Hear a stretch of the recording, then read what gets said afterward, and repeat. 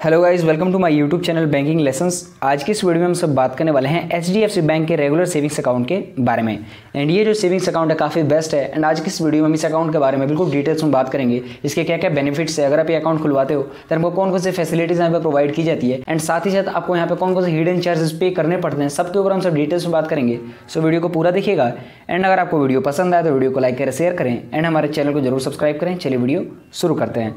सबसे पहले हम सब बात कर लेते हैं एलिजिबिलिटी क्राइटेरिया के बारे में।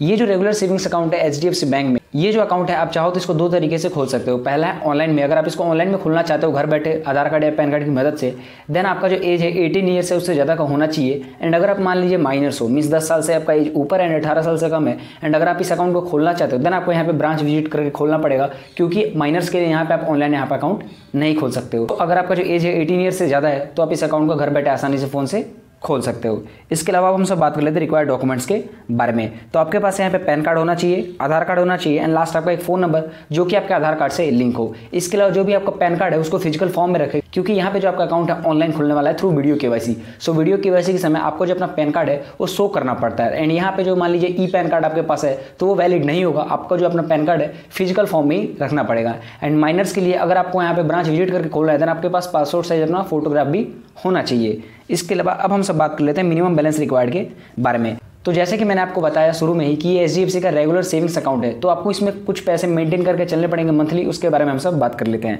सो अगर आप मान लो मेट्रो सिटीज़ या अर्बन एरिया से अगर आप बिलोंग करते हो देन आपको एवरेज मंथली बैलेंस 10,000 रुपये यहाँ पे मेंटेन करके चलना पड़ेगा, या एफडी करवाना होगा 1 लाख रुपये का 1 साल 1 दिन के लिए। इसके अलावा अगर आप सेमी अर्बन एरिया से बिलोंग करते हो देन आपको 5,000 रुपये एवरेज मंथली बैलेंस यहाँ पे मेंटेन करके चलना पड़ेगा, या फिक्स डिपॉजिट करवाना होगा 50,000 का।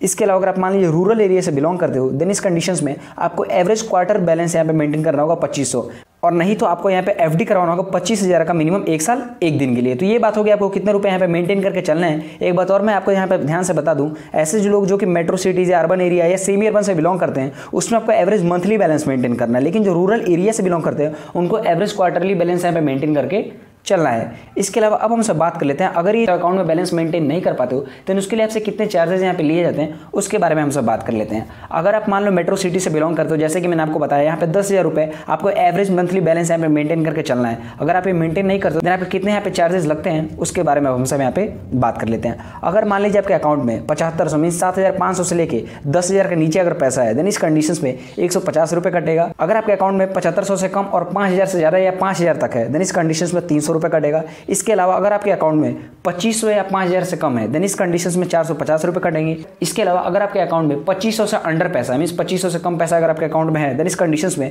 आपसे 600 रुपये यहाँ पे चार्ज किया जाएगा। इसके अलावा बात कर लेते हैं तो सेमी अर्बन एरिया के लिए जहाँ पे आपको एवरेज मंथली बैलेंस 5,000 रुपये मेंटेन करके चलना है। सो अगर आप अपने अकाउंट में 2500 से ज़्यादा रखते हो एंड 5,000 से कम रखते हो इस कंडीशंस में आपको 150 रुपये यहाँ पे देना पड़ेगा।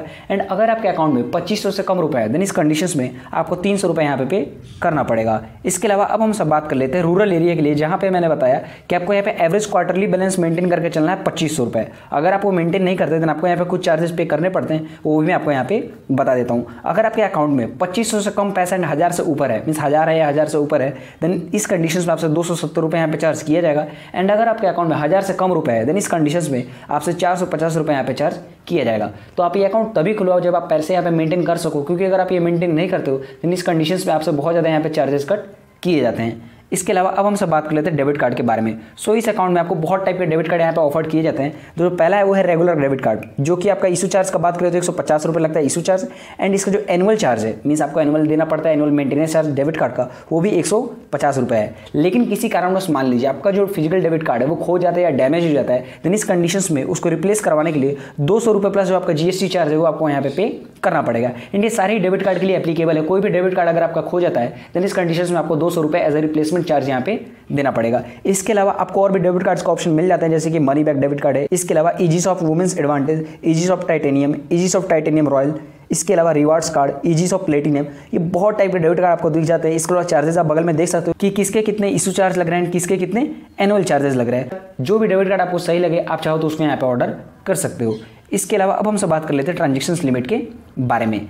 अगर आप जो अपना ट्रांजेक्शन्स HDFC बैंक के ATM से ही करते हो देन इस कंडीशंस में आपको मंथली यहाँ पे 5 ट्रांजेक्शंस फ्री दिए जाते हैं जिसमें आपको फाइनेंशियल ट्रांजेक्शंस रहते हैं। एंड अगर आप HDFC बैंक के ATM से नॉन फाइनेंशियल ट्रांजेक्शंस करते हो देन उस पर कोई भी लिमिट नहीं है, फ्री ऑफ कॉस्ट आप जितना चाहो वहाँ पे नॉन फाइनेंशियल ट्रांजेक्शंस कर सकते हो। लेकिन फाइनेंशियल ट्रांजेक्शंस के लिए सिर्फ 5 ट्रांजेक्शंस आपको यहाँ पे फ्री दिया जाता है। एंड अगर आप अदर बैंक के ATM को यूज़ करते हो एंड मेट्रो सिटीज़ में रहते हो या टॉप 6 सिटीज़ में रहते हो देन इस कंडीशंस में आपको 3 ट्रांजेक्शंस यहाँ पे फ्री दिए जाते हैं जिसमें आपको फाइनेंशियल एंड नॉन फाइनेंशियल दोनों आ जाता है। इसके अलावा अगर आप मान लीजिए टॉप 6 सिटीज में नहीं रहते हो एंड अदर बैंक के ATM को अगर आप यूज करते हो देन इस कंडीशंस में आपको 5 ट्रांजेक्शंस मंथली यहाँ पे फ्री दिए जाते हैं जिसमें आपका financial transaction and non financial transactions दोनों आ जाते हैं। इसके अलावा अगर हम सब बात करें कि टॉप 6 सिटीज वो कौन कौन से हैं जिसमें आपके 3 ट्रांजेक्शंस मिलने वाले हैं तो वो है मुंबई, न्यू दिल्ली, चेन्नई, कोलकाता, बेंगलुरु एंड हैदराबाद। अगर आप इन किसी भी जगहों पर रहते हो देन इस कंडीशंस में आपको 3 ही ट्रांजेक्शंस यहाँ पे फ्री दिए जाएंगे पर मंथ। एंड अगर मान लीजिए आपके फ्री ट्रांजेक्शंस खत्म हो जाते हैं एंड उसके बाद भी अगर आप ट्रांजेक्शंस करते हो देन इस कंडीशंस में फाइनेंशियल ट्रांजेक्शंस के लिए आपसे 20 से 25 रुपये के बीच में चार्ज किया जाएगा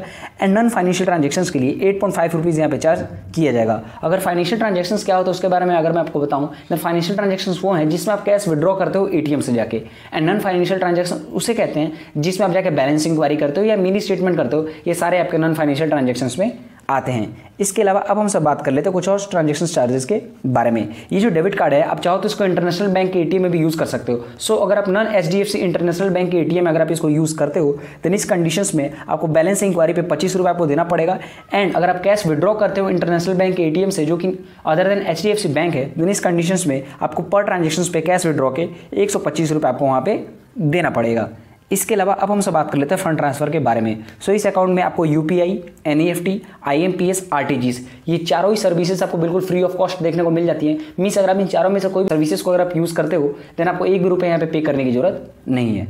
इसके अलावा अब हम सब बात कर लेते हैं इंटरेस्ट रेट के बारे में। सो यहाँ पे आपको सेविंग अकाउंट पे कितना इंटरेस्ट रेट दिया जाता है उसके बारे में मैं आपको यहाँ पे समझा देता हूँ। सो यहाँ पे सेविंग अकाउंट पे आपको 3% का यहाँ पे इंटरेस्ट रेट दिया जाता है अगर आप 50 लाख से नीचे रखते हो। एंड अगर आप 50 लाख से ऊपर रखते हो देन इस कंडीशंस में आपको 3.5% का यहाँ पे इंटरेस्ट रेट दिया जाता है पर एनम। सो बेसिकली आपको यहाँ पे 3% का इंटरेस्ट रेट मिलने वाला है क्योंकि मैक्सिमम जो लोग हैं 50 लाख से कम ही रखने वाले हैं। इसके अलावा अब हम सब बात कर लेते हैं FD अकाउंट पे आपको कितना इंटरेस्ट रेट मिलेगा उसके बारे में हम सब यहाँ पे बात कर लेते हैं। अगर आप मान लीजिए 6 महीने 1 दिन से लेकर 9 महीने के बीच में अगर आप FD करवाते हो देन इस कंडीशंस में आपको 5.75% का यहाँ पे इंटरेस्ट रेट मिलता है। इसके अलावा अगर आप 9 महीने 1 दिन से लेकर 1 साल के अंदर अगर आप FD करवाते हो देन इस कंडीशंस में आपको 6% तक का आपको यहाँ पे इंटरेस्ट रेट मिलता है FD अकाउंट पे। एंड अगर आप 1 साल से लेके 15 महीने का अगर आप FD करवाते हो देन इस कंडीशंस में आपको 6.60% का यहाँ पे इंटरेस्ट रेट मिलता है। इसके अलावा अब हम सब बात कर लेते हैं चेकबुक एंड पासबुक के बारे में। सो इस अकाउंट में आपको चेकबुक एंड पासबुक दोनों की फैसिलिटी मिल जाती है। इस अकाउंट में 25 चेक लीव्स का चेकबुक जो है बिल्कुल फ्री मिलेगा पर एनम।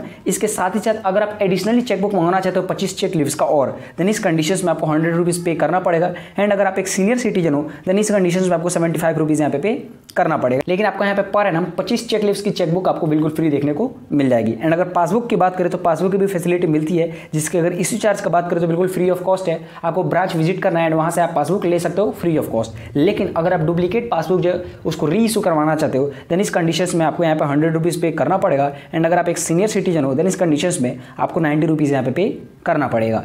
इसके अलावा अब हम सब बात कर लेते हैं कुछ हिडन चार्जेस के बारे में। तो यहाँ पे इस अकाउंट में आपको SMS अलर्ट के नाम पे 20 पैसा पर SMS आपसे यहाँ पे चार्ज किया जाएगा प्लस GST मीन्स आपको 20 पैसे देने होंगे पर SMS के। आप चाहो तो इस फैसिलिटी को बंद भी करवा सकते हो, आपको यहाँ पे कस्टमर केयर में कॉन्टैक्ट करना पड़ेगा। इसके अलावा अब हम सब बात कर लेते हैं अकाउंट क्लोजर के नाम पे आपसे यहाँ पे कितना चार्ज लिया जाता है उसके बारे में हम सब बात कर लेते हैं। अगर आप अकाउंट खोलने का 14 दिन के अंदर मीन्स 14 डेज के अंदर अगर इसको बंद करवा लेते हो तो आपको एक भी चार्जेस यहाँ पे करने की जरूरत नहीं है। एंड वहीं अगर ये अकाउंट आप 15 दिन से लेकर 1 साल के अंदर अगर इसको बंद करवाना चाहते हो देन इस कंडीशंस में आपको 500 रुपये यहाँ पे करना पड़ेगा। एंड अगर आप सीनियर सिटीजन हो देन इस कंडीशंस में आपको 300 रुपये यहाँ पे करना पड़ेगा। एंड वहीं अकाउंट अगर आप 1 साल के बाद बंद करते हो देन इस कंडीशंस में आपको 1 रुपये यहाँ पे करने की जरूरत नहीं है। लास्ट में आपका जो है कैश डिपॉजिट एंड विड्रॉ पे कितने चार्जेस लगते हैं वो भी मैं आपको यहाँ पे समझा देता हूँ। जो आप कैश डिपॉजिट करते हो या विड्रॉ करते हो ब्रांच में विजिट करके उसमें भी कुछ चार्जेस लगते हैं वो मैं आपको यहाँ पे बता देता हूँ। यहाँ पे अगर बात करूँ मैं नंबर ऑफ ट्रांजेक्शंस की कितने बार आप कैश डिपॉजिट कर सकते हो, कैश विड्रॉ कर सकते हो ब्रांच में विजिट करके या नॉन होम ब्रांच में विजिट करके देन मैक्स टू मैक्स आप 4 फ्री ट्रांजेक्शन यहाँ पे कर सकते हो पर मंथ।